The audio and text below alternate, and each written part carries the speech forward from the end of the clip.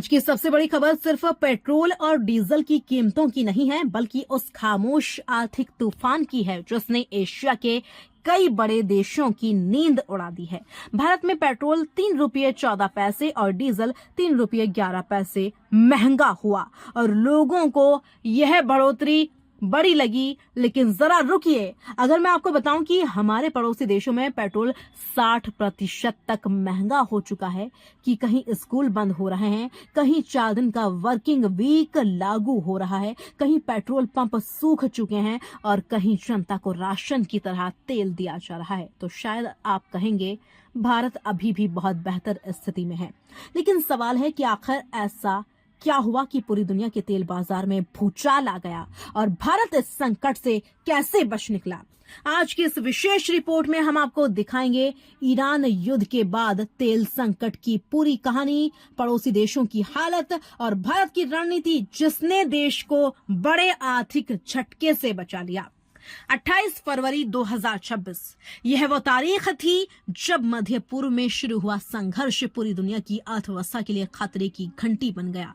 Iran पर हमला हुआ और उसके बाद बंद हो गई दुनिया की सबसे अहम तेल सप्लाई लाइन, हॉर्मुज की खाड़ी। याद रखिए, दुनिया का लगभग 20% तेल इसी रास्ते से गुजरता है। जैसे ही यह मार्ग बाधित हुआ, वैश्विक तेल सप्लाई चेन टूट गई। कच्चे तेल की कीमतें $70-75 प्रति बैरल से उछलकर $100 प्रति बैरल के पार पहुंच गई और इसके साथ शुरू हुआ दुनिया भर में ईंधन संकट। लेकिन असली तबाही एशिया के उन देशों में दिखाई दी जो पूरी तरह आयोजित तेल पर लेकिन असली तबाही एशिया के उन देशों में दिखाई दी जो पूरी तरह आयातित तेल पर निर्भर हैं। सबसे खराब हालात पाकिस्तान में देखने को मिले। पिछले 3 महीनों में वहां पेट्रोल की कीमतों में लगभग 64% और डीजल में 61% तक की बढ़ोतरी हुई। जो पेट्रोल पहले 266 पाकिस्तानी रुपया प्रति लीटर था, वह बढ़कर 458.86 पाकिस्तानी रुपया तक पहुंच गया। डीजल 520 पाकिस्तानी रुपये प्रति लीटर के करीब पहुंच गया।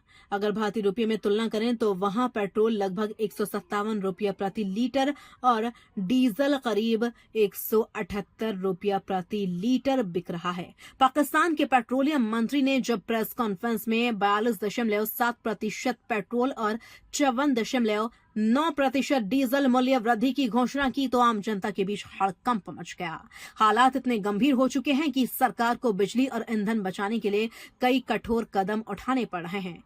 4 दिन का वर्किंग वीक, स्कूलों को बंद रखने जैसे फैसले और सार्वजनिक ऊर्जा खपत कम करने के आदेश, ये सब इस बात का संकेत हैं कि पाकिस्तान की अर्थव्यवस्था इस संकट के बोझ तले दब चुकी है।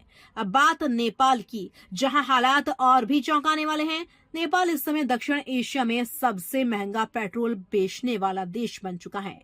जनवरी 2026 में जो पेट्रोल 137 नेपाली रुपया प्रति लीटर था, वह बढ़कर 229 नेपाली रुपया तक पहुंच गया है।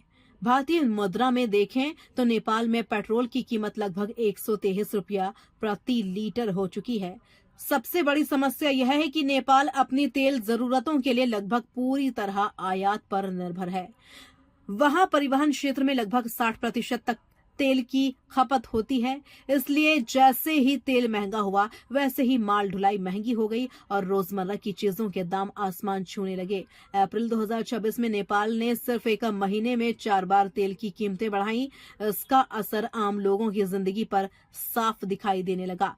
अब बात करते हैं श्रीलंका की, जो पहले ही आर्थिक संकट झेल चुका है। उसके लिए यह नया तेल संकट किसी नए झटके से कम नहीं रहा। मार्च 2024 में श्रीलंका ने एशिया की सबसे बड़ी ईंधन मूल्य वृद्धि में से एक दर्ज की। ऑटो डीजल की कीमतों में 26.1% तक की बढ़ोतरी हुई और दाम 303 रुपये से बढ़कर 382 रुपये तक पहुंच गए। पेट्रोल की कीमत 398 श्रीलंकाई रुपये प्रति लीटर तक पहुंच गई। हालात इतने खराब हो गए हैं कि सरकार को ईंधन राशनिंग शुरू करनी पड़ी। यानी अब लोग अपनी जरूरत के मुताबिक जितना चाहे तेल नहीं खरीद सकते।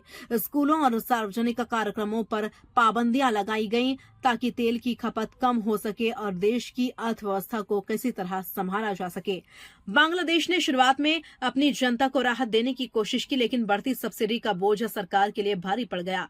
अप्रैल 2026 में वहां पेट्रोल और डीजल की कीमतों में 10 से 16% तक की बढ़ोतरी करनी पड़ी। बांग्लादेश अपनी जरूरत का लगभग 95% तेल आयात करता है।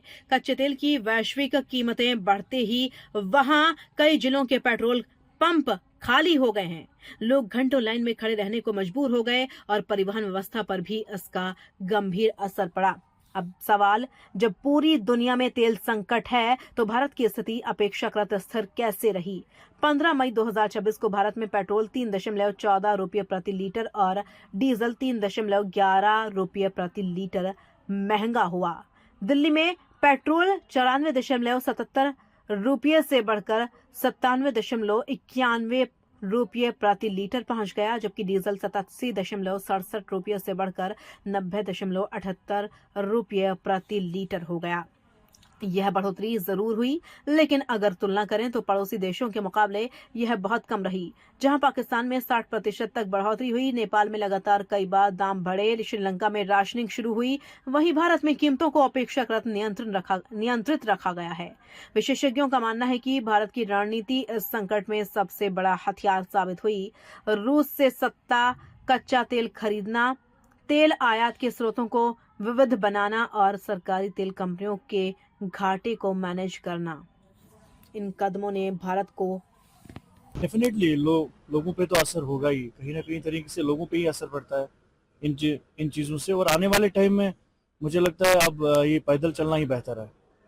इन चीज़ों पे तो कमी पेशी होनी चाहिए, क्योंकि ये एक आम बंदा जो है वो इस जिंदगी को इसमें सफ़र करता है। ये मत ज़रूरी है कि कोई बड़ा आदमी इसमें सफ़र करे, इसमें एक गरीब भी सफ़र कर रहा है, एक अमीर भी सफ़र कर रहा है। तो मुझे लग रहा है इन चीज़ों में कहीं ना कहीं गवर्नमेंट को कोई इनिशिएटिव लेना चाहिए। इस पेट्रोल में इजाफा नहीं बल्कि कमी होनी चाहिए।